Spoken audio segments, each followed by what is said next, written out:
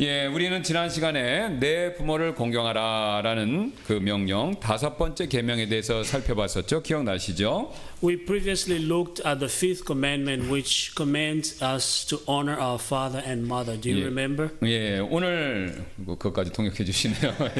예, 오늘 하나님께서는요 살인하지 말라라는 짧은 구절이지만 6번째 계명을 주고 계십니다. Today, God is giving us the sixth commandment: You shall not murder. 예, 지금 이 6번째 명령에서 살인이라고 번역된 히브리어 동사는요 라차흐가 되는데 이 라차흐라는 동사는요 죽이다 이 의미를 가지고 있습니다. In the sixth commandment, the Hebrew verb translated as murder is ratsak, which means to kill. 예, 이 동사는요 구약 성경에서 인간의 사람의 생명을 불법적으로 빼앗는 일, 그러니까 우리가 오늘 요즘에 부르는 살인이라고 부르는 범죄의 의미로만 사용됩니다. This verb is used in the Old Testament to describe the unlawful taking of human's life, which we refer today as murder. 예, 그래서요 이 구약 성경에서 라차흐라는 이 단어는요 재판을 받고 받는 처형을 의미할 때 사용된 예가 없고요. 또 전쟁에서 적을 죽이는 일 그거를 의미할 때 사용된 예가 없다라는 거죠. However, the Old Testament ratsak is never used to refer to execution resulting from legal trials, nor to the killing of enemies in the warfare. 예, 이해하기 쉽게 말씀드리면 전쟁에서 사람을 죽이거나요 사형을 통해서 사람을 죽이는 일을 금지하는 것이 아니라 바로 일반적으로 그냥 우리가 다른 사람의 생명을 빼앗는 살인 이것을 말할 때만 이 라차라는 동사를 사용한다 이 뜻입니다. The word is used exclusively for general cases of killing someone unlawfully, not for war or capital punishment. 예, 그래서 이 6번째 계명을 이용해서요 살인하지 말라고 그랬으니까 사형을 반대한다라는 그런 근거로 사용하면은 안 된다라는 거죠. Therefore, the sixth commandment should not be used as a basis for opposing capital punishment. 예, 또한 이 계명은요 모세의 언약에서 멈추는 것이 아니라 신약 시대에도 동일하게 신약 성도가 지켜야 할 명령으로 여러 차례에서 신약 성경에서 언급이 되고 있습니다. This commandment is not limited to the Mosaic covenant. It is greatly mentioned in the New Testament as moral standard for believers today. 예, 또한 예수님께서도요 이 명령을 강조하신 적이 여러 번 있는데요. Jesus himself also emphasized this commandment. 예, 그래서 은혜 시대인 현재에도 우리는요 이 계명을 여전히 지켜야 된다. 여전히 지켜야 될 계명으로 우리가 받아들여야 된다. 바로 이 뜻입니다. Therefore, even in this present age of grace, this command remains one we are still called to keep. 예, 그렇다면 하나님께서 살인을 금지하시는 근본적인 이유 이게 무엇일까요? Then what is the fundamental reason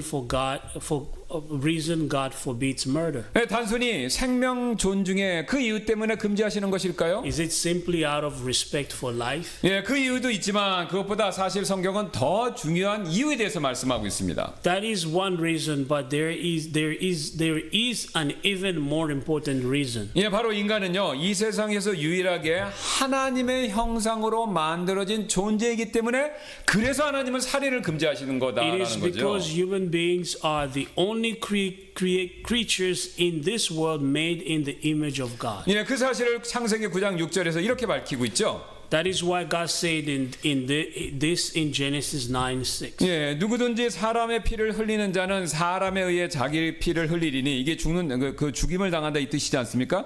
다른 사람의 피를 흘리는 사람은 자기도 피를 흘리게 된다. 자기도 죽게 되는데 그 이유는 하나님의 형상으로 그분께서 사람을 만드셨기 때문이라.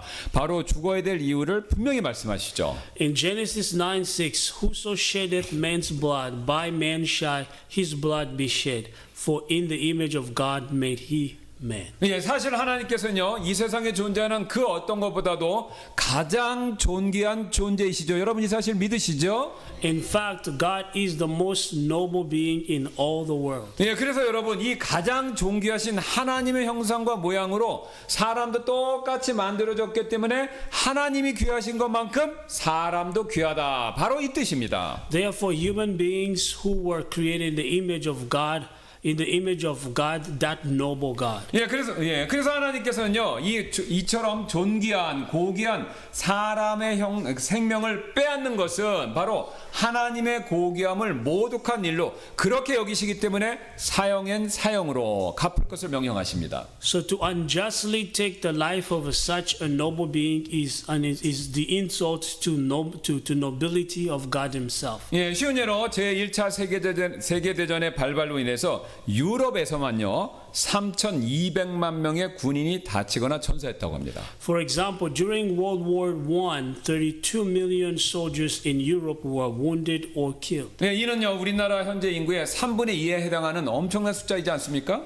The murder is the equivalent of the 2/3 of Korea's population. 그런데 이렇게 무서운 전쟁이 발발하게 된 직접적인 이유가요 어떤 것이었냐면 오스트리아 황태자 부부, 그러니까 왕자 부부를 어떤 세르비아계 청년이 그 왕자 부부, 황태자 부부를 암살했기 때문에 1차 세계대전이 직접적으로 발생했다는 것이죠. The direct cause of this terrifying war was the assassination of the Austrian crown prince and his wife by a young Serbian man. 여러분 만약에 그 청년이 다른 사람을 죽였다면 이처럼 끔찍한 전쟁이 일어나지 않았겠지만 하필이면 황태자를 죽였기 때문에 이런 끔찍한 전쟁이 일어난 거죠. If that young man had killed someone else, such a horrific war might have not happened, but he killed the crown prince. 예, 사실 황태자를 죽인 일은 그 황태자의 아버지인 오스트리아 황제를 우습게 보고 능멸한 일이 되죠. In fact, killing the crown prince was seen as an insult to his father, the emperor of Austria. 예, 그래서 오스트리아는요 이를 절대로 묵고할 수 없었고 그 결과 세르비아를 상대로 전쟁을 선포했고 서로 동맹이 맺어졌기 때문에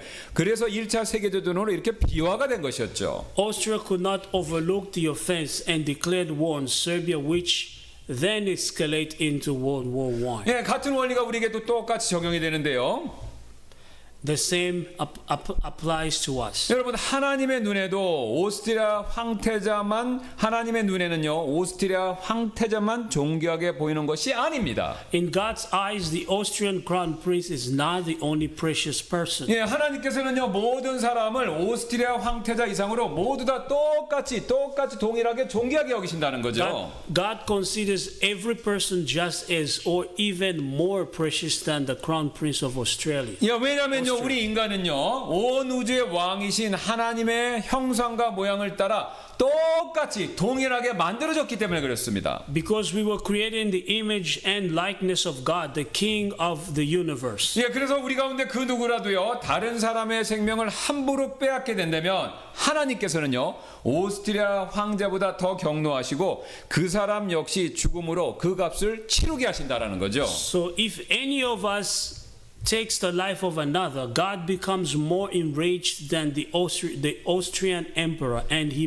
demands the offender pay for it with their own life. 그러나 요즘에는요 어떤 분들은요 하나님께서 사형은 사형으로 갚으라고 하신다는 사실에 대해서 하나님이 너무하시는 거 아닌가라고 그렇게 생각하시는 분들이 있죠. However, some people think God is being too harsh in this matter. 예, 그래서 사형 대신에 다른 벌을 내리셨어야 되지 않는가 그렇게 또 생각하죠. They believe God should impose a different punishment instead of the death penalty. 예, 실제로 우리 사람의 몸을 구성하는 주요 화학적 요소는요. 이제 과학이 발달해서 그걸 다 알게 되었는데 60여 가지 정도 되는데 그 60여 가지 정도 되는 것들을요. 현재 시세로 계산하면 그 60여 가지의 가치가 200불을 조금 넘는다고 합니다. In reality, the human body is made up of 60 chemical elements, and their market value today is only around $200. 여러분 이 사실을 아주 조금 극단적으로 표현하면요. 하나님께서 흙 속에서요.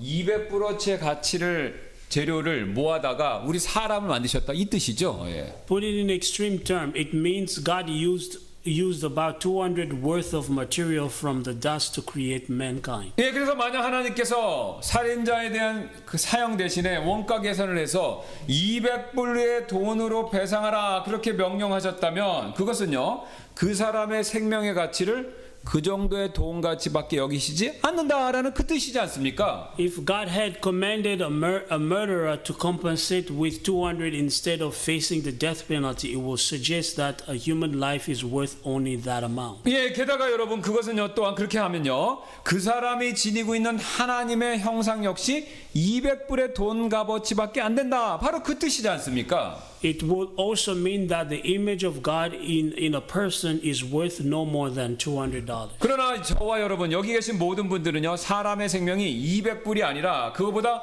훨씬 더 가치 있다라는 사실을 저절로 알고 있죠. 우리가 당연히 알고 있죠. But we know that a human life is worth far more than $200. 심지어 예수님께서도요 사람의 생명 자체가 온 세상을 합친 것보다 더 귀중하다라고 다음과 같이 마태복음 16장 26절에서 말씀하신 적이 있죠. Jesus even said that a single human life is more valuable than the whole world combined. 예, 마태복음 16장 26절입니다. 왜냐하면 사람이 만일 온 세상을 얻고도 자기 혼을 잃으면 그에게 무슨 유익이 있겠느냐? 또는 사람이 무엇을 주고 자기 혼과 바꾸겠느냐? 그 사실을 말씀하죠. In Matthew 16:26, for what is a man profiteth if he shall gain the whole world and lose his own soul? Or what shall a man give in exchange for his soul? 여러분 이처럼요 우리 사람의 생명은요 돈이나 이 세상의 그 무엇과도 바꿀 수 없는 환산할 수 없는 그런 값어치를 가지고 있는 존재입니다. Human life is so precious and honorable that it cannot be measured by money or anything else in this world. 예, 그래서 하나님께서는 우리가 이처럼 소중한 사람의 생명을 빼앗으면 돈이 아니라 또 돈이나 다른 것이 아니라 똑같이 귀한 생명으로 갚아야 된다 이렇게 정하신 것입니다. That is why God decreed that if someone takes such a precious life, it must be repaid not with money or anything else, but with a life equally valuable. 예, 여러분 이처럼 하나님 이렇게 정하신 것처럼 사람의 가치는요 그 무엇보다도 이 세상의 그 어떤 것과도 비교할 수 없이 소중하다라는 거죠. In this way, the value of human beings is beyond comparison with anything else in this world. 여러분 그래서요 사람이요 부자든 가난하든 많이 배웠든 못 배웠든 지위가 높든 낮든 상관없이요 우리가 단지 인간 사람이라는 그 이유 한 가지만으로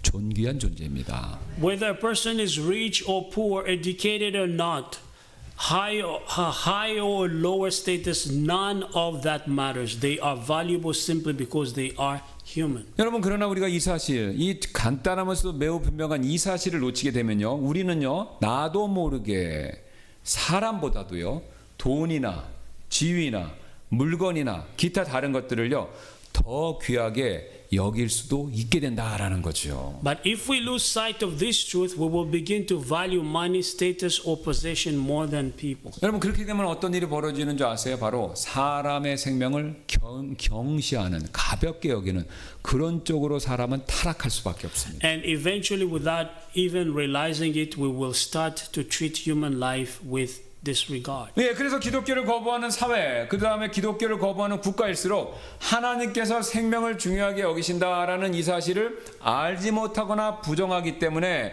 인명을 가볍게 여기고요, 사람을 향해서 무자비하고 잔인하게 굴기가 너무 쉬워집니다. That is why societies or nations that reject Christianity often have no understanding or the sanctity of life as God sees it, and thus treat human life lightly, acting mercilessly and cruelly toward people. 여러분 그 사실을 우리는 북한을 보면 분명히 알 수 있지 않습니까? We can clearly see this truth by looking at North Korea. 예, 그러므로 우리는요 모든 인류가 똑같이 하나님의 형상으로 만들어졌기 때문에 귀하고 귀한 존재다라는 그 사실을 깨닫고요, 인종이나 국적에 상관없이 모든 사람을 똑같이 평등하게 소중하게 여겨야 된다라는 것이죠. Therefore, we must recognize that all humanity is precious because everyone is created in the image of God, and we must value people regardless of their race or nationality. 그래서 내가 소중히 여겨야 할 사람들 가운데는요, 내 가족, 내 친척, 내 지인만 포함된 것이 아니다라는 사실, 그것을 명심해야 된다는 겁니다. We must also remember that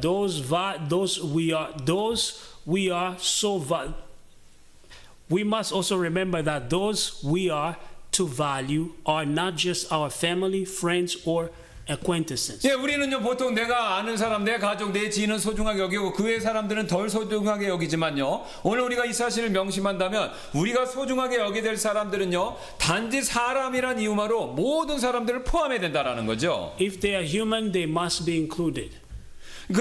그리고 우리가 그렇게 해야 조금이라도 내 주변에 나와 상관없는 사람들에게 악 대신에 선을 조금이라도 더 베풀 수 있게 됩니다. And when we do this, we can extend goodness instead of evil, even those around us with whom we have no direct connection. 여러분 사실 우리가 모든 사람이 똑같은 존재다, 똑같이 선한 존재다, 똑같이 존귀한 존재다라는 사실을 믿는다면요, 어떻게 나만큼 귀한 다른 사람들에게 나쁜 짓을요, 나쁜 행동을 서슴지 않고 저지를 수가 있겠습니까? If we truly believe that every person is made in God's image, just as we are, how could we even harm them without hesitation? 네, 또한 국적과 인종이 다르다고 차별할 수도 없는 것이고요. And how could we possibly discriminate against one another just because of the different nationalities or races? 예, 또한 지위나 돈이나 학력의 차이에 따라서 사람을 차별할 수도 없게 되는 것이고요.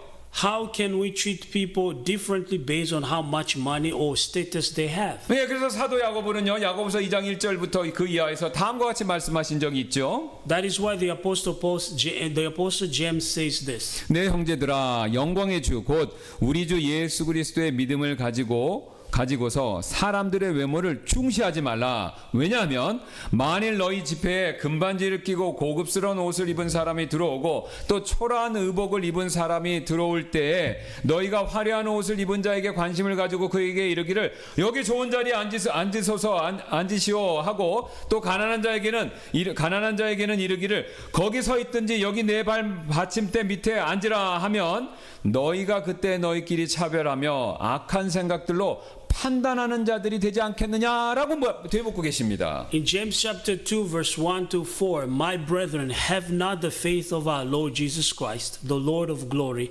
with respect of persons. For if there come unto your assemblies a man with gold rings in goodly apparels, and there come in also a poor man in vile raiment, and ye have respect to him that weareth the gay clothes, and say unto him, sit thou here and in a good place, and say to the poor, stand there or sit there under my footstool.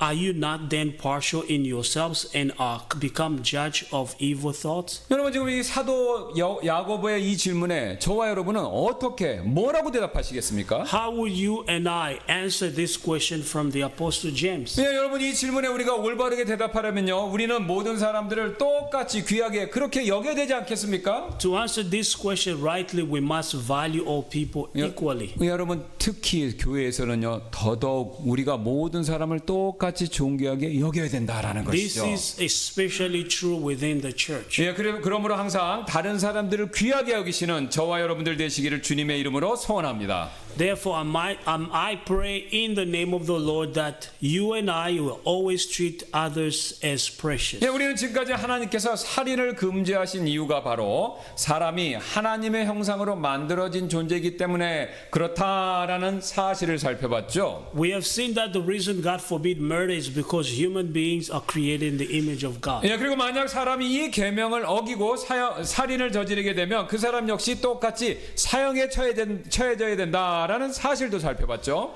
And we also learned that if someone breaks this commandment and commits murder, that person must be punished with death. 예, 그렇다면 사형 집행 누가 해야 될까요? Then who should carry out this execution? 예, 죽임을 당한 사람들의 가족이나 친구들이 대신해서 복수를 해줘야 될까요? Should the family or friends of the victim take revenge? 예, 성경은요 오히려 이런 개인적인 복수 이것을 금지하고요, 이런 복수하는 일을 정부에게 맡겨라라고 그렇게 명령하고 있죠. The Bible actually forbids personal revenge and entrusts this responsibility to the governing of authorities. 예, 그 사실 로마서 13장 1절 4절이 이렇게 말씀하는데 가서 같이 한번 보시겠습니다. This is what Romans 13, 1 through 4 says about that. 예, 모든 호는 더 높은 권력들에게 복종하라. 이는 하나님께로부터 나지 않는 권력이 없나니 현재 있는 권력들은 하나님께서 정하신 것이기 때문이라. 그러므로 권력을 거역하는 자는 누구든지 하나님의 규례를 거역하는 것이니 거역하는 자들은 스스로 정죄를 받으리라. 이는 다스리는 자들은 선한 일들에 공포가 되지 않고 오히려 악한 일들에 대하여 공포가 되기 때문이라. 그런즉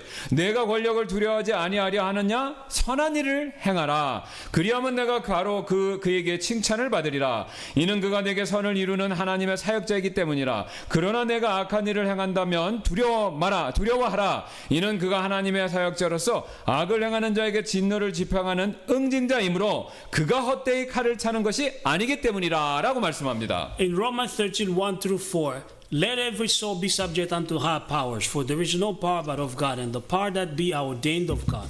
Whosoever therefore resisteth the power resisteth the ordinance of God, and they that resist shall receive to themselves damnation. For rulers are not a terror to good works, but to the evil. Wilt thou then not be afraid of the power? Do that which is good, and thou shalt have praise of the same. For he is a minister of God to thee for good. But if thou do that which is evil, be afraid, for he beareth not the sword in vain. For he is the minister of God, a revenger to execute wrath upon him that doeth evil.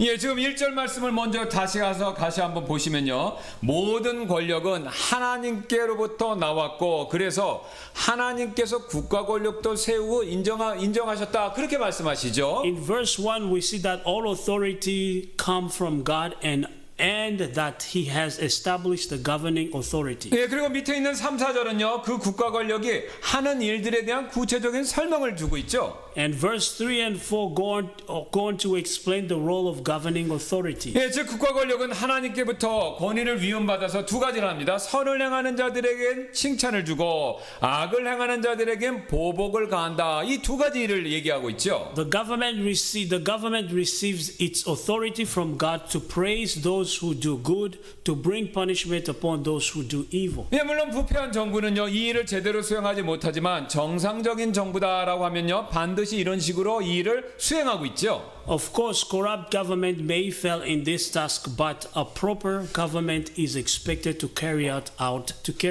faithfully. 그런데 여러분 그 정부가 악을 행하는 자에게 보복하는 일 가운데 하나가 바로 사형제도다라는 것을 사도 바울이 암시하고 있습니다. One of the ways of government carries out justice on evildoers is through capital punishment. 예, 그 근거로 지금 사도 바울은요 국가 권력을 하나님의 사역자다라고 이렇게 부르고 있고요.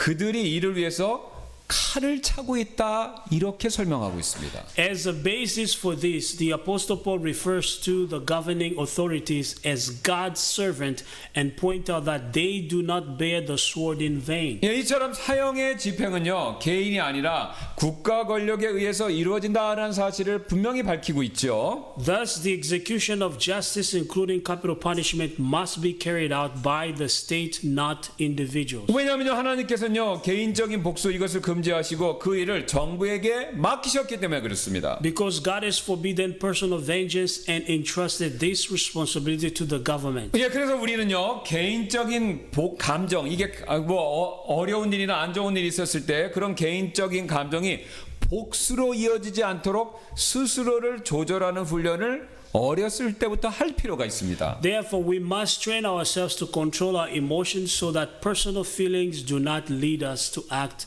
of revenge. 예를 들어서 가족이나 친구가 누군가의 해를 입었을 때 즉각적인 복수심이나 감정적인 반응, 죽여버려 이런 생각들보다는요 하나님의 뜻과 공의를 고려해서 올바르게 반응하려는 노력을 어렸을 적부터 우리가 할 필요가 있습니다. For instance, if a loved one is harmed, we must strive to respond not with impulsive vengeance, but by seeking God's will and justice. 네, 특히 불법적인 방법으로 내가 복수하고 싶은 유혹 그것이 찾아올 때 우리가 오늘 오전에 살펴봤던 말씀처럼 성령님께 내 마음을 내어드림으로 또 그렇게 기도함으로써 그런 분노와 원한을 처리하려고 노력할 필요가 있다라는 것이죠. Especially when we are tempted to take an illegal revenge, we should surrender our hearts to the Holy Spirit and pray, seeking to resolve our anger and bitterness in God. 예, 게다가 하나님께서요 국가 권력도 세웠다라는 이 사실을 믿고요 우리가 국가 권력이 올바른 방법으로 사람들을 지켜주고 정의를 실현할 수 있도록 그것을 위해서 우리는 반드시 기도해야 하고요. We must also trust that God has established the government and pray that it will protect the people and uphold justice in the right way. 여러분 지금 우리가 정치적인 성향과 관계없이 우리 국가가 지금 굉장히 어려운 상황에 놓였는데요. 그래서 우리는요 나의 정치적인 성향과 무관하게 권력자들을 위해서 하나님의 공의를 실천하도록 권력자들을 위해서 기도해야 합니다. Especially in times like these, we should all the more pray for our national leaders. 예, 왜냐하면요 사도 바울이 우리에게 이렇게 디모데전서 2장 1절 2절에서 명령했기 때문에 그렇습니다. That is why the Apostle Paul gives this command. 네, 그러므로 내가 권면하노니 무엇보다 먼저 간구와 기도와 중보와 감사를 드리되 모든 사람을 위하여 하고 보세요. 그 다음에 왕들과 권위에 있는 모든 자들을 위하여 할지니 여러분 여기에는요 여당 야당 정치 지도자 할 것 없이 모든 사람들이 포함됩니다. 그들을 위하여 할지니 이것을 우리가 모든 경건과 정직함 중에 고요하고 평화로운 삶을 영위하려 함이라 라고 말씀하고 계시죠. In 1 Timothy 2:1 and 2, I exhort you therefore that first of all supplications and prayers, intercessions and giving of thanks be made for all men, for kings and for all that are in authorities, that we may lead a quiet and peaceable life in all godliness and honesty. 예, 우리는 지금까지 하나님께서 개인적인 복수를 금하고 그 일을 정부에 맡기셨다라는 그 사실을 살펴봤는데요. We have seen that God forbids personal revenge and has entrusted the responsibility of justice to the governments. 여러분 그렇다면 전쟁터에 나가서 사람 죽이는 일, 이 일은 어떻게 우리가 이해해야 될까요? Then what about the issues of war? 예, 즉 전쟁터에서 사람을 살인하는 일은 우리가 어떻게 바르게 이해할 수 있는가라는 그 질문입니다. How should we understand the act of killing in the context of war? 예, 이미 앞에서 우리가 살펴봤듯이 살인하지 말라라는 이 계명은요. 오직 다른 사람의 생명을 불법적으로 취하는 그 행동 이것만을 금하고 있죠. As we already seen, the commandment you should not murder in Exodus 20:13 prohibits only the unlawful taking of another person's life. 예, 우리가 그 사실을 앞에서 히브리 동사 라차의 용례를 통해서 이미 살펴보고 확인해 보았습니다. We saw this clearly through the usage of the Hebrew word ratsak. 예, 그리고 이 계명은요 전쟁터에서 적을 죽이는 일마저 금지하고 있는 것은 아니다라는 사실을 확인했는데요. Therefore, this commandment does not prohibit killing enemy soldiers in a war. 예, 사실 구약의 여러 시대에 하나님께서는요 친히 이스라엘 백성들에게 전쟁에 나가서 싸우라고 이렇게 다음과 같이 명령하신 적이 굉장히 많죠. In fact, through various periods in the Old Testament, God Himself commanded that Israel to go to war and fight. 예, 신명기 20장 3절 4절 되겠습니다. 그들에게 이르시기를 오 이스라엘아 들으라 너희가 이날 너희의 대적들과 싸우려고 다가가되 너희 마음에 낙담하지 말고 두려워하지 말며 떨지 말고 그들로 인하여 놀라지도 말지니라. 4절입니다. 이는 주 너희 하나님은 너희와 함께 가서 너희를 위해 너희와 너희의 원수를 치시고 너희를 구원하는 분이시기 때문이라 할지니라. 여기서 지금 하나님께서 직접 가셔서 싸우신다 그렇게 말씀하시죠. In Deuteronomy 23 and 4, and shall say unto them, Hear, O Israel, ye approach this day unto battle against your enemies. Let not your heart faint, fear not, and do not tremble, neither be ye terrified because of them. For the Lord your God is he that goeth with you to fight for you against your enemies to save you. 예, 지금 4절 말씀 다시 한번 가서 보시면요. 하나님께서는 이스라엘 백성들에게 싸우라고 말씀하시고 본인도 그들과 같이 나가서 싸우시겠다 이렇게 말씀하죠. In the verse 4, it is clear that God commands the Israelites to go out and fight, and even says that He will go with them and fight alongside them. 네, 다른 구절 제쳐놓고라도 이 신명기 말씀만 놓고 보아도 하나님께서 전쟁터 나가서 사람을 죽이는 일을 금지하신다라고 보기엔 매우 어렵죠. So even from this passage in Deuteronomy alone, it's difficult to conclude that God forbids killing enemy soldiers in battle. 네, 신약도 하나님께서 전쟁터에서 적을 죽이는 일을 금지하지 않으신다라는 사실을 다음과 같이 분명히 보여주신 적이 있습니다. The New Testament also clearly shows that God does not forbid killing in the context of warfare. 예, 누가복음 3장 14절인데요. 또 군사들도 마찬가지로 그에게 그와 같이 물어 이르되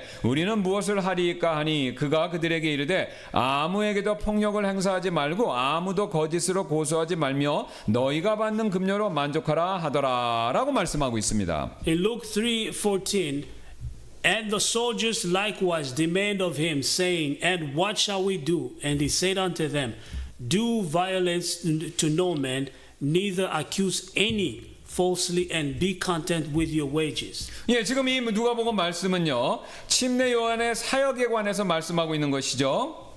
The Gospel of Luke is speaking about the ministry of John the Baptist. 예, 여러분 그 당시 침례 요한이 얼마나 강력하게 회개할 것을 선포했는지 그 당시에 다양한 부류의 사람들이 와서 자신들이 회개하려면 무엇을 해야 됩니까? 이렇게 물어볼 정도였습니다. John the Baptist preached repentance so powerfully that people from all walks of life come asking, What should we do to truly repent? 예, 근데 그렇게 와서 고백하는 사람들 가운데 지금 군인들도 포함이 되어 있었는데요. Among them were soldiers. 예, 그런데 14절 말씀을 자세히 보시면요. 침례 요한은요. 군인들에게 회개하려면 사람을 죽이는 군인의 직업을 버리고 반전주의자가 되라. 이렇게 말씀하고 있지 않다라는 것이죠. But if we look carefully in verse 14, John does not tell the soldiers to quit their profession or become pacifists or in order to repent. 예, 오히려 다른 사람을 때리지 말고 거짓 고소하지 말라. 그것만 명령하고 있습니다. 그 살인을 금지하는 내용은 전혀 없죠. Instead, he instructs them not to extort people or accuse anyone falsely. 왜 그리고 왜 그들이 그렇게 해야 하는지 그 이유를 뒤에서 연결해서 설명하고 있는데요. 바로 급료, 월급 문제 때문이었다라는 것이죠. And he goes on to explain the reason for such actions. It was due to the issues of their wages. 즉 그 당시 군인들은요. 자신들이 받는 월급 급료가 부족하다고 느꼈기 때문에 다른 사람들에게서 돈을 갈취할 목적으로 때리거나 거짓으로 고소했던 것이었습니다. In other words, because they felt their pay was insufficient, they resorted to violence or false accusation to extort money. 네, 그래서 침례 요한은요 오히려 급료에 만족해라 그 말씀만 하고 다른 얘기는 안 합니다. So John tells them instead to be content with their wages. 예, 즉 군인으로서 사람을 죽인 일에 대해서 그것에 대해서 회개할 것에 대한 얘기는 전혀 없다라는 거죠. 책망도 없다라는 거죠. But John gives no rebuke or instruction concerning the fact that they may have killed a soldier. 예, 심지어 예수님께서도 로마군의 백부장을 칭찬하신 일까지 있었는데 여러분 주보 가지고 계시면요. 주보에 나와 있는 마태복음 8장 한번 봐주시면 감사하겠습니다. Jesus even praised a Roman centurion. Please refer to Matthew chapter 8 in your bulletin. 예, 지금 예수님께서는요 8장 10절 말씀을 보면요 로마의 백부장이 믿음이 큰 자다라고 칭찬하고 계시지 않습니까? And Jesus said unto him, I will come and heal him. No, I'm not reading just nobody. Okay. All right. Here Jesus praising the Roman centurion, saying that he has great faith. 예, 백부장은요 사병부터 출발해서 최소한 15년 이상의 근무 경력이 있어야 오를 수 있는 로마군의 직책이었습니다. To become a centurion, one had to begin as a foot soldier and serve for at least 15 years. 여러분 그가 이렇게 백부장 같은 직책에 오를 수 있었던 이유는 다른 거 없죠. 전쟁터에서 어떻습니까? 사람을 많이 죽였기 때문에 그렇죠. And the fact that he arose to such a position meant he had likely killed many enemies in battle. 예, 그런데도 예수님께서는요 그가 전쟁터에서 사람을 죽인 일에 대해서는요 그 어떤 언급도 책망도 하지 않으시고 오히려 그의 믿음으로 인해서 그를 지금 반대로 칭찬하고 계십니다. Yet Jesus makes no mention of rebuke for the fact that he had killed in war. Instead, he praises him for his faith. 예, 비슷한 예가 사도행전에도 나오는데 역시 주보 있는 사도행전 10장 봐주시길 바라겠습니다. Another example can be found in the book of Acts. Please refer to Acts in chapter 10 in your bulletin. 예, 지금 하나님께서는 천사를 통해서 백부장인 고넬료의 기도와 구제를 기억하신다 이렇게 말씀하고 있죠. Here, God through an angel says that He remembers the prayers and almsgiving of the centurion Cornelius. 예, 흥미로운 사실은요, 하나님께서는요, 그가 전쟁터에서 고넬료가 전쟁터에서 사람을 얼마나 많이 죽였는가 그것을 기억하고 계시다. 이렇게 말씀 안 하고 있죠. 그것에는 언급이 전혀 없습니다. Interestingly, God does not mention how many people Cornelius may have killed in the battle. 예, 오히려 그의 기도, 구제만을 선택적으로 기억하고 계시죠. Instead, He remembers only His prayers and His act of charity. 예, 만약 하나님께서요, 고넬료가 전쟁터에서 적군을 죽인 일을 6번, 오늘 얘기하는 6번째 계명을 어긴 일이다 그렇게 여기셨으면요, 지금 말씀처럼 기도와 그의 구제를 분명히 기억하지 않고 계셨을 것입니다. If God considered Cornelius' action in war as violence of the sixth commandment, He surely would not have acknowledged his prayer and charity as He does here. 왜 그렇습니까? 성경의 다른 곳에서는요, 피 흘린 자, 사악한 자의 기도를 듣지 않는다고 그렇게 말씀하셨기 때문에 그렇죠. Because God does not listen to the prayers of the wicked. 예, 그러나 하나님께서 그렇게 하시지 않는 그것을 놓고 볼 때 전쟁터에서 적군을 죽이는 일은 오늘 6번째 계명과 관계가 없다라는 것을 분명히 밝히고 계시죠. But the fact that God listens to him shows that killing in war is not considered as violation of the sixth commandment. 예, 물론 그렇다고 해서 전쟁터에서 적군을 죽일 때 필요 이상으로 잔인하게 그렇게 잔혹하게 죽이는 거 이것은 잘한 것이 아니라 물론 죄가 됩니다.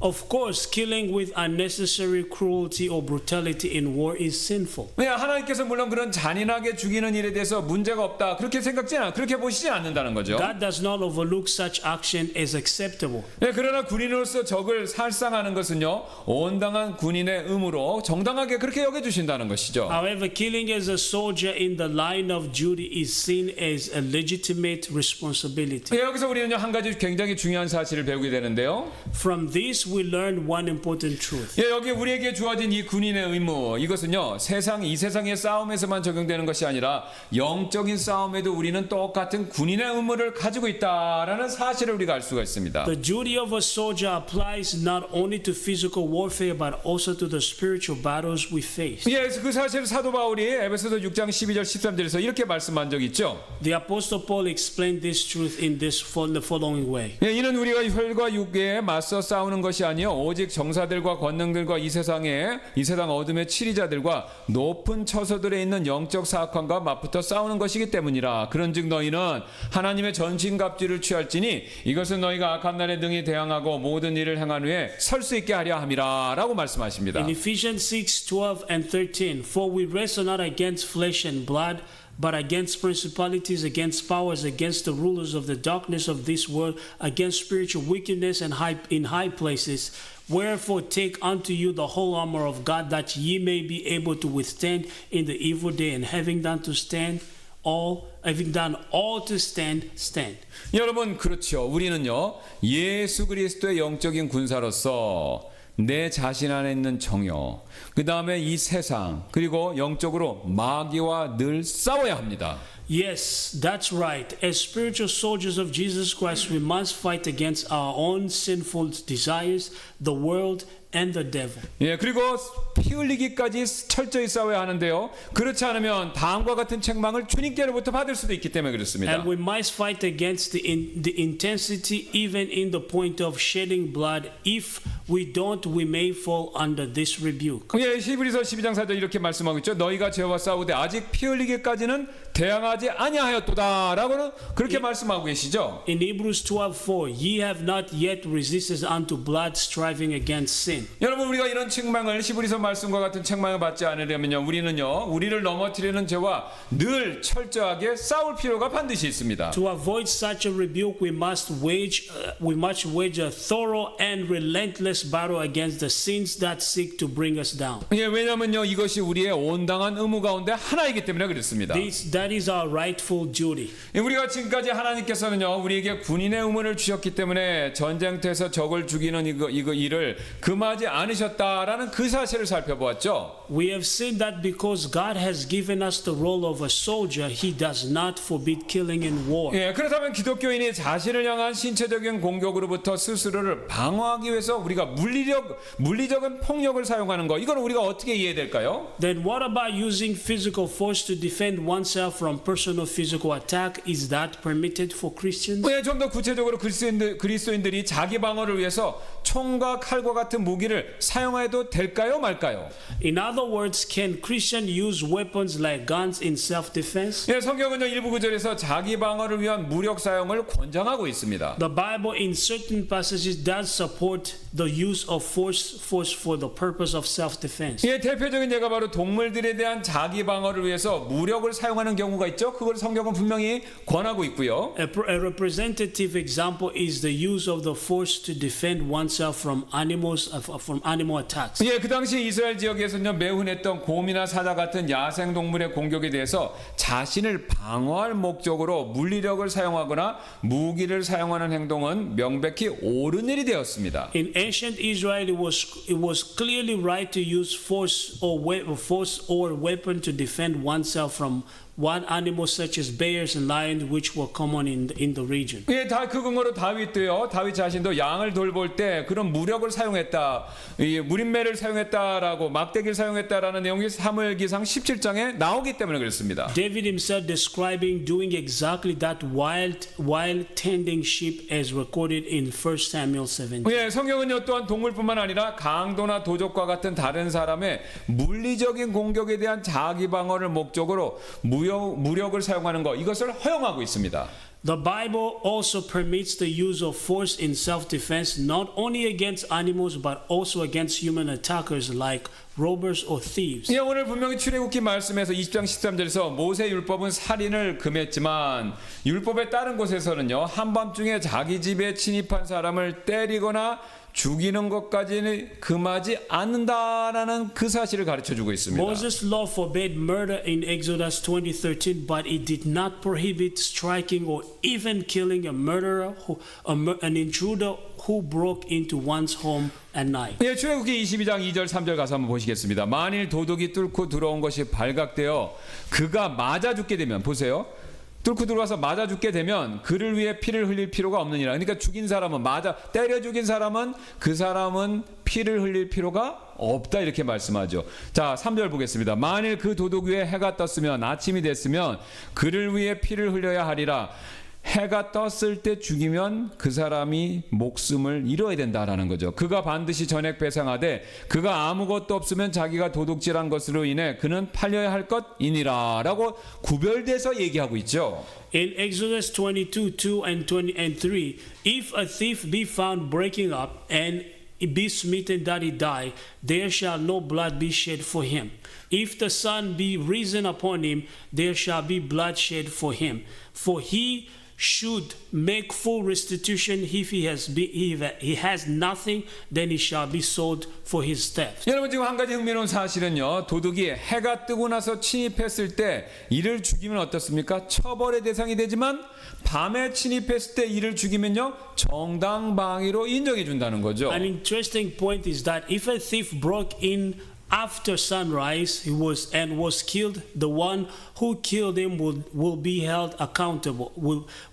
The one who killed him will be held accountable. But if it happened at night, it was considered self-defense. 아무래도 낮 시간 동안에는요 주변에 사람들이 있기 때문에 도둑을 들어왔다 하더라도 충분히 잡아서 처벌할 수 있었기 때문에 이런 차등을 둔다라고 볼 수 있는 거죠. This was likely because during the day others were nearby and the thief could be captured and brought to justice without killing him. 예, 그래서 3절은요 잡힌 도둑이 훔친 것을 전액 배상해야 되고 만약에 가진 것이 없어서 배상할 수 없으면 자기 몸을 노예로 팔아서 그 돈으로 도둑질한 것을 전액 배상하라 그렇게 명령하고 있죠. That is why verse 3 commands that if a thief is caught they must repay what they stole in full, and if they cannot, they must sell themselves as servants to make up restitution. 예, 또한 느헤미야가 백성들을 이끌고 예루살렘 성벽을 재건했을 때 여러분 기억나시죠? 성벽을 일하는 모든 사람들, 성벽에서 일하는 모든 사람들도 적으로부터 스스로 보호할 수 있도록 칼을 차고 있으라 그렇게 명령을 내렸습니다. Also, when Nehemiah led the people to rebuild the wall in Jerusalem, of the walls of Jerusalem, he had everyone working on the wall carrying a sword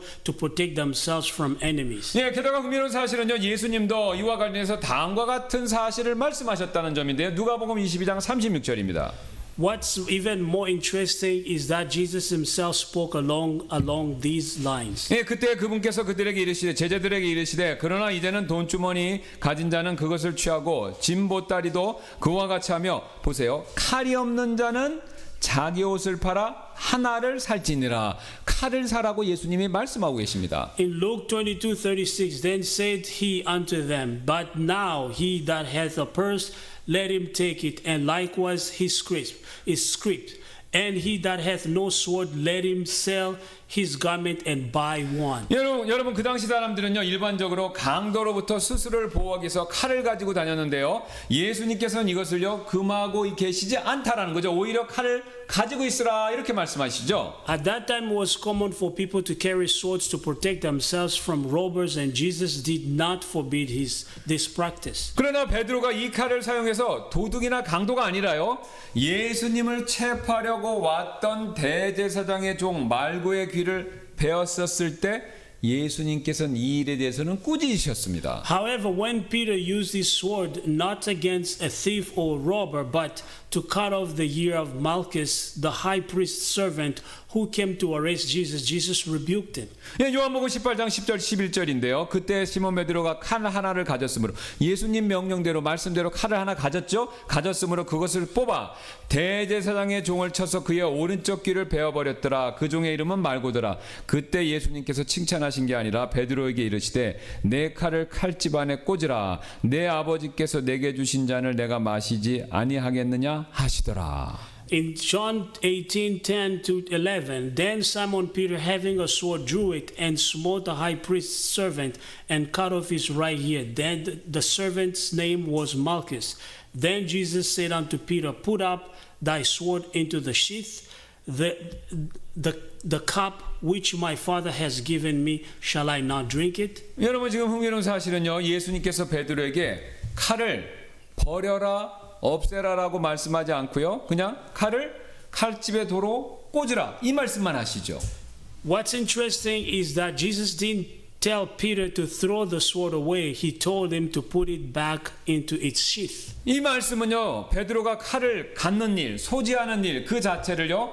부정하거나 하지 말라고 말씀하신 것이 아니다라는 것이죠. This means Jesus did not reject the act of carrying a sword itself. 왜냐하면요 앞서서 예수님께서는요 칼을 호신용으로 소지하라고 이미 말씀하셨기 때문에 그렇습니다. Because earlier Jesus had already permitted the carrying of a sword for self-defense. 여러분 여기서 우리는요 자기 방어와 관련된 굉장히 한 가지 중요한 사실을 배우게 되는데요. Here we learn a very important truth about self-defense. 예, 우리는요 강도나 도적과 같은 일반 범죄자의 공격에 대해서는요 스스로 자기 방어를 꼭 선택해야 하지만 하나님과 그리스도를 위해서 고난을 당할 때는요 이와는 정반대로 무저항을 선택해야 된다라는 사실을 가르쳐주고 계십니다. We are to choose self-defense against attacks from ordinary criminals like thieves and robbers, but when suffering for God and Christ, we are called to choose non-retaliation. 예, 즉 저와 여러분 집에 한밤중에 우리 집에 침입한 도적이나 강도에게는요 칼을 뽑으셔야 하지만 법이 허용하는 범위 내에서 칼을 뽑아야 하지만 예수님을 믿는다고 핍박하는 사람들에게는요 총을 뽑아서는 안 된다라는 겁니다. In other words, you may draw your swords against a thief breaking into your home at night, but you must not draw it against someone persecuting you for your faith in Jesus. 그래서 성경은요 다음과 같이 말씀하시는데요. 로마서 12장 And 21절입니다. this is what the Bible says. 예, 악에게 지지 말고 도리어 선으로 악을 이기라라고요. Be not overcome of evil, but overcome evil with good. 예, 여러분 그렇죠. 우리에게 신앙을 이유로 악을 행하는 사람들에게 우리 역시 똑같이 악에는 악으로 갚아서는 안 된다라는 거죠. That's right. When someone does evil to us because of our faith, we must never repay evil with evil. 예, 정반대로 오히려 우리는요 선으로 갚아줘야 합니다. Instead, we are to pray. We are to repay them with good. 왜 그렇습니까? 그렇게 해야 우리가 그들이 나중에라도 찔림받고 회심하여 예수님을 믿을 수 있는 기회를 가질 수 있기 때문에 그렇죠. By doing so, they may later be convicted in their hearts, repent, and come to believe in Jesus. 여러분 제가 여러 번 말씀드리지만요 귀가 따가울 정도로 제가 말씀드릴 수밖에 없는데요.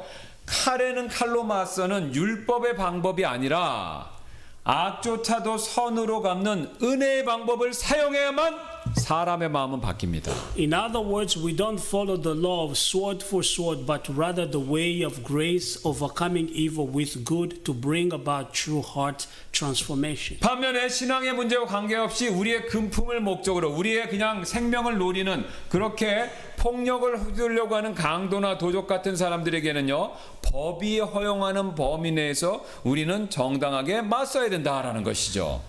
On the other hand, when someone like a thief or robber uses violence not because of our faith but for material gain, we must stand against them lawfully and rightfully. 예, 성경 우리가 지금까지 살펴봤던 것처럼 이런 정당방위하는 거 그걸 절대 금하고 있지 않습니다. The Bible does not forbid this kind of self-defense. 예, 그래서 우리는 이 둘 사이의 차이점을 잘 구분해서 위험이 닥쳤을 때 지혜롭게 잘 대처할 필요가 있습니다. That's why we must discern between these two situations and respond wisely. 예, 우리는 지금까지 6번째 계명 살인하지 말라는 것과 관련된 여러 가지 사항들, 구체적인 사항들 살펴봤는데요. We have explored various issues related to the sixth commandment, you shall not murder. 예, 그렇다면 이거 굉장히 민감한 이슈 중에 하나인데 낙태 문제는 과연 어떻게 해야 될까요?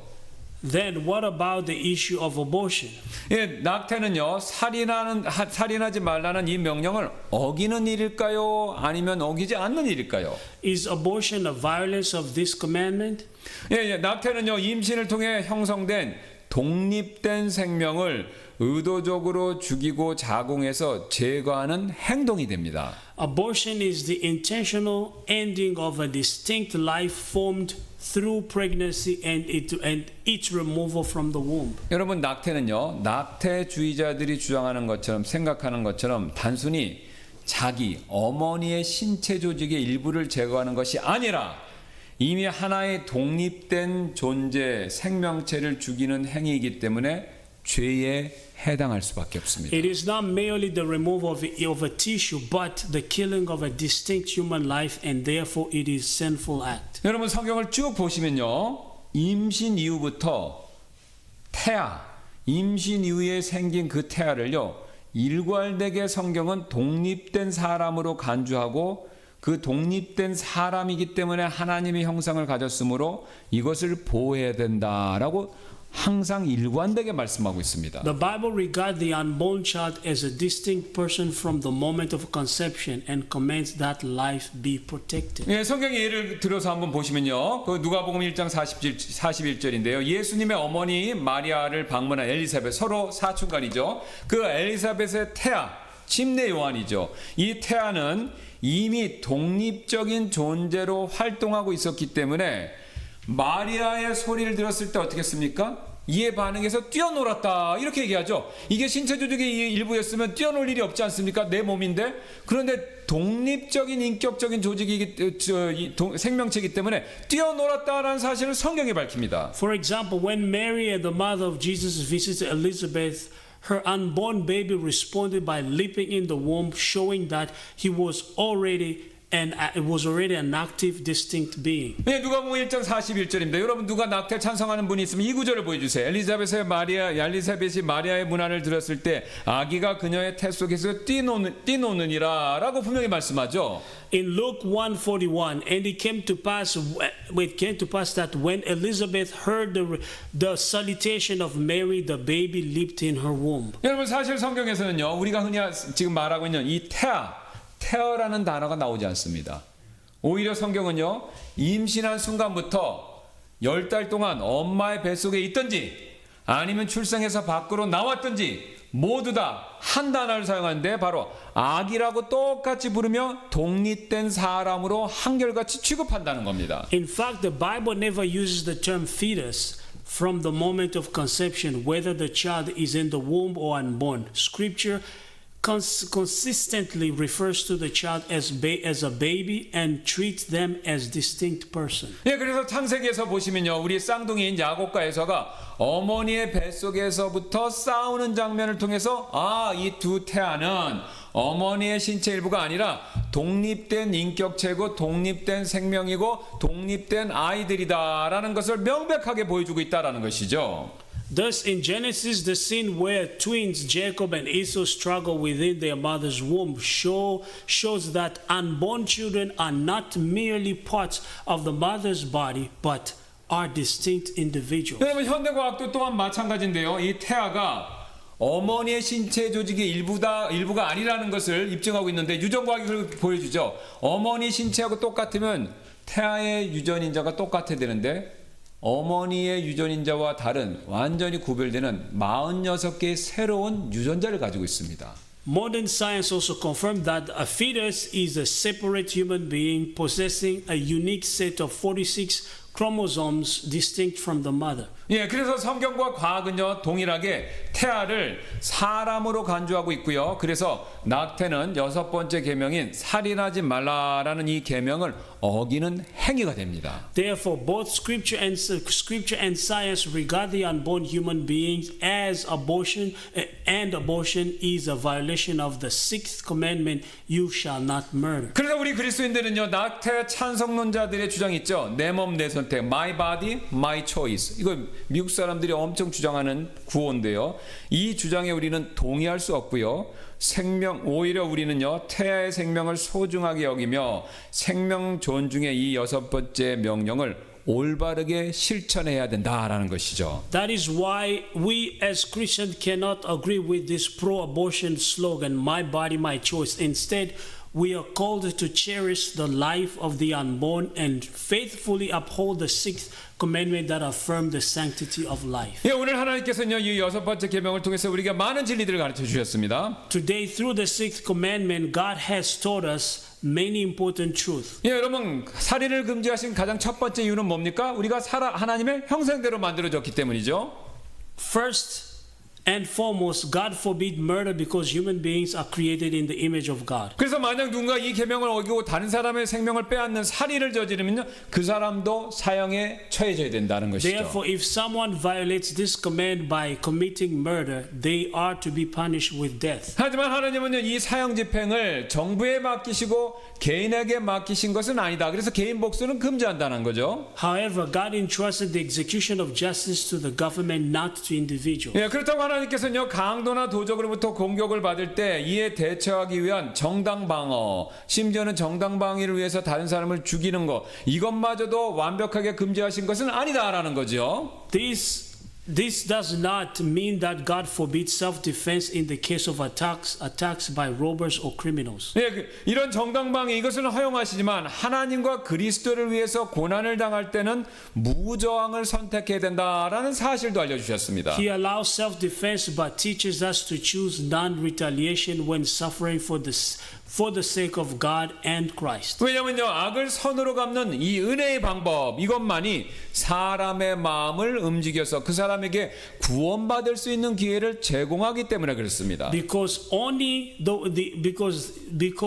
the way of grace, repaying evil with good, has the power to move and transform human's heart. 네, 어떤 목사님이 오늘 본문 설교하시면서 마지막에 이런 말씀을 하신 적이 있는데요. A certain pastor, while preaching on today's passage, said this. 예수님은 살인하지 말라는 이 6번째 계명을 마음의 문제부터 출발하여 해석하셨습니다. Jesus interpreted the sixth commandment, you shall not murder, by addressing the issue from the heart. 그래서 분노나 미움 자체가 이미 살인이라고 마태복음 5장 21절 22절에서 이렇게 분명히 말씀하셨습니다. That is why in Matthew 5:21 through 22 he said that even anger or hatred in the heart is equivalent to murder. 마태복음 5장 21절 22절입니다. 옛사람들이 말한 바 너는 살인하지 말라. 살인하는 자는 누구든지 심판의 위험에 놓이게 되리라 한 것을 너희가 들어왔느니라. 그러나 내가 너에게 이르노니 누구든지 까닭없이 자기 형제에게 화를 내는 자는 심판의 위험에 처하게 되리라. In Matthew 5:21 and 22, he have heard that it was said of them of old time, thou shalt not kill, and whosoever shall kill shall be in danger of the judgment. But I say unto you, that whosoever is angry with his brother without a cause shall be in danger of the judgment. 지금 예수님께서 화를 낸 자가 받을 심판이 살인한 자의 심판과 똑같다라고 말씀하신 이유는 분노나 미움이 살인 행위의 뿌리이기 때문입니다. Jesus said this because anger and hatred are the root of murder. 일례로 아담의 아들 가인이 동생 아벨을 죽인 사건도 가인의 마음에서 분노의 불이 끓어올랐기 때문이었습니다. For example, Cain, the son of Adam, killed his brother Abel because of a fire of anger rose up in his heart. 가인이 자신의 분노를 즉시 다스렸다면 창세기에서 말씀하시는 것처럼 동생 아벨을 살해하지 않았을 것입니다. If Cain had controlled his anger in the moment, he would not have murdered his brother. 그래서 마음에서 미움이 일어날 때 우리는 즉시 회개함으로써 미움이나 분노의 불을 꺼야 합니다. That is why when hatred rises in our hearts, we must immediately repent and extinguish the fire of anger and hatred. 왜냐하면 미움과 분노는 살인의 시작이며 이미 시작된 살인이기 때문입니다. Because hatred and anger are the beginning of murder, and in God's eyes they are already murder in motion. 세상 사람들은 오죽하면 사람을 죽이겠느냐라고 합리화하지만 하나님께서는 어떤 경우에도 악의적인 생각을 마음에 품지 말라고 말씀하고 계십니다. People may say, who would go so far as to kill someone? But God says we must never harbor evil thoughts in our hearts under any circumstance. 사실 복수는 하나님께 맡겨야 할 일이 됩니다.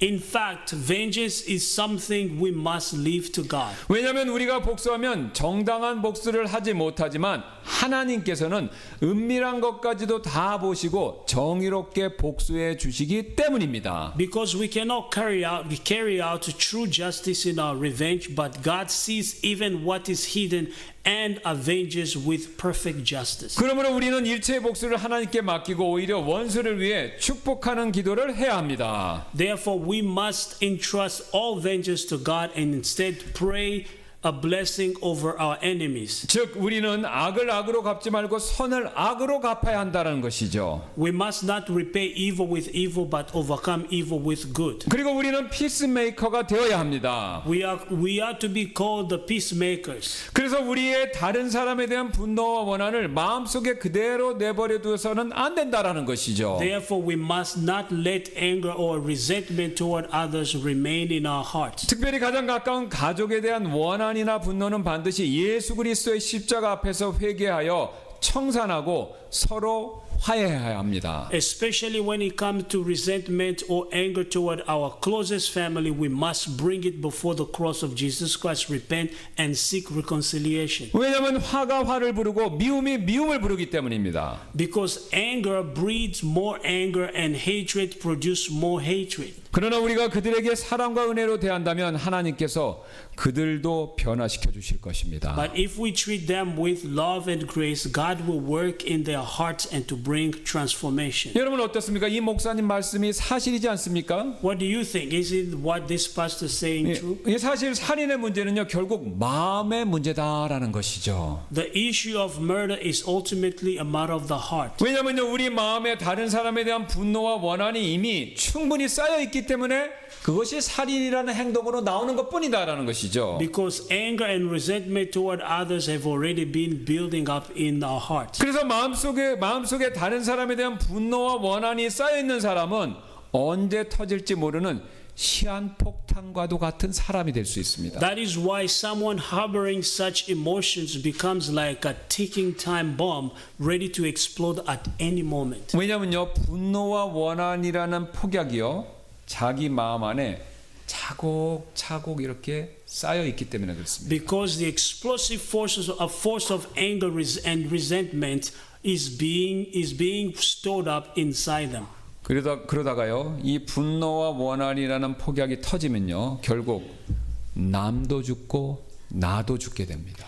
And when it finally explodes, others get hurt, and thus the person themselves. 여러분, 우리가 이렇게 되지 않으려면요, 분노, 원한이라는 마음속에 이 쓴뿌리, 이것을 반드시 제거해야 합니다. To prevent this, we must remove the root of bitterness, our anger and resentment from our hearts. 그리고 이런 분노와 쓴뿌리를 제거하는 유일한 방법은요, 다음과 같이 말씀하시는 에베소서 4장 32절에서 말씀하시는 것처럼 용서밖에 없습니다. And the only way to remove this anger and bitterness is through forgiveness. 또 하나님께서 그리스도로 인하여 너희를 용서하신 것 같이 너희는 서로 용서하고 서로 친절히 대하며 부드러운 마음을 품으라. In Ephesians 4:32, and be ye kind one to another, tender-hearted, forgiving one another, even as God for Christ's sake hath forgiven you. 여러분, 그렇지요? 이 말씀처럼요, 우리도 용서받은 자다라는 사실을 기억하고요, 우리도 다른 사람을 용서해 줘야 된다는 것이죠. That's right. We must remember that we have been forgiven. Therefore, we must also forgive others. 그리고 그들이 나에게 잘못한 그 잘못들, 그것에 대해서는요, 그것을 벌주는 일에 대해서는요, 하나님 손에 맡기셔야 합니다. And the responsibility for punishment that person's wrongdoing must be left in the hands of God. 왜냐하면요, 하나님께서 이렇게 분명히 약속해 주셨기 때문인데요. Because God has said this himself. 네, 로마서 12장 19절입니다. 지극히 사랑하는 자들아, 너희 스스로 원수를 갚지 말고 도리어 진노하심에 맡기라. 이는 기록된 바 원수 갚는 일은 내 것이니 내가 갚으리라. 주가 말하노라 하였기 때문이라. In 라고요. Romans 12:19, dearly beloved, avenge not yourselves, but rather give thanks, give place unto wrath, for it is written, vengeance is mine, I will repay, saith the Lord. 우리 지금 이 시간 잠시 기도하는 시간을 좀 갖도록 So 하겠습니다. at this time, let us take a moment to pray. 지금 여러분 마음속에 내 주변 사람들에 대한 미움과 증오가 쌓여 있어서 항상 마음이 괴로우신 분, 혹시 그런 분이 계시나요? Is there anyone here whose heart is burdened by accumulated hatred and resentment toward people around you? 안타깝게도요, 오늘 하나님 말씀에 따르면요, 하나님께서는요, 그런 마음 상태도 살인죄로 보고 계십니다. Sadly, God sees even that condition of the heart as the sin of murder. 왜냐면요, 그런 마음은 기회가 된다면 언제든지 폭발해서 폭력적인 행동으로 쉽게 이어지기 때문에 그렇죠. Because when the opportunity comes, such emotion can explode and easily lead to violent action. 그래서 그런 마음을 품고 있으면요, 그것이 폭력적인 행동으로 이어지는 것은요, 단지 시간 문제일 뿐이다라는 거죠. It's only a matter of time.